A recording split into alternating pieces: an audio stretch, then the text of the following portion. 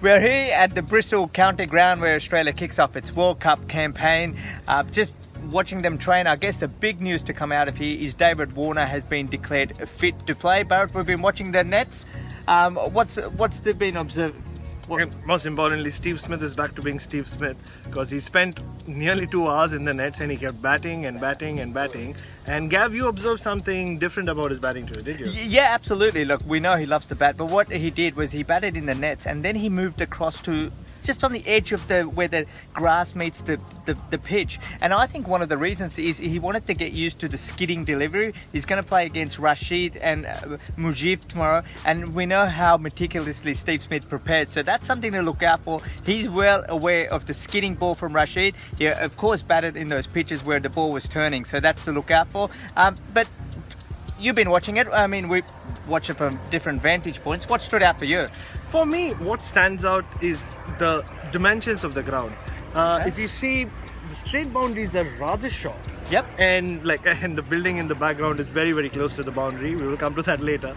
And the square boundaries are rather large. So how Australia are going to target those spinners, like you spoke about Steve Smith and him preparing in his own way, because there is a tendency to hit the likes of Rashid across.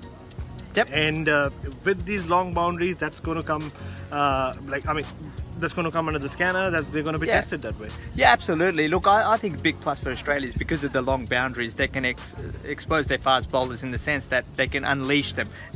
Because, you know, Afghanistan, as good as they are, and they're still relatively new, if I can use that, and with no, I don't mean, you know, sort of disrespect to them. And I think Australia's going to unleash, you know, Stark, Cummins, and Coulter-Nile at them. Bit of pace, bit of bounce. I don't think this pitch has that much in it, but I think they're going to try sort of ruffle the Afghanistan with their fast bowling attack, and why not? Yeah, why not? But it is a day-night game, which brings with it its own Yeah, I mean, all the matches so far have been day matches. So and the tendency has been to win the toss and bowl, which is what England have been doing so successfully in England. Yep. But if you bat first, you get to bowl during that tricky twilight period, and I don't think Afghanistan have played that much day-night cricket, especially faced that kind of pace from both ends under light. So that's going to be a big challenge. So will Australia be tempted to bat first? Maybe change the trend, maybe?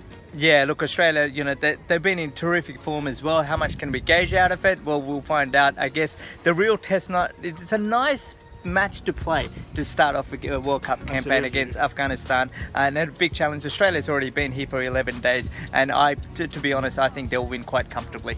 You never know. I mean, I have picked Afghanistan to upset Australia as the big upset to just get things rolling in this World Cup. That was 6 months ago, probably. It was 6 months ago. Maybe slightly, might seem a little far-fetched for a lot of you, but never rule out Afghanistan. I mean, the way they've risen in world cricket over the last 9 years or so, you can't rule out them doing anything and maybe starting the World Cup off with an upset. So there it is. That's our preview from this lovely Bristol County Ground.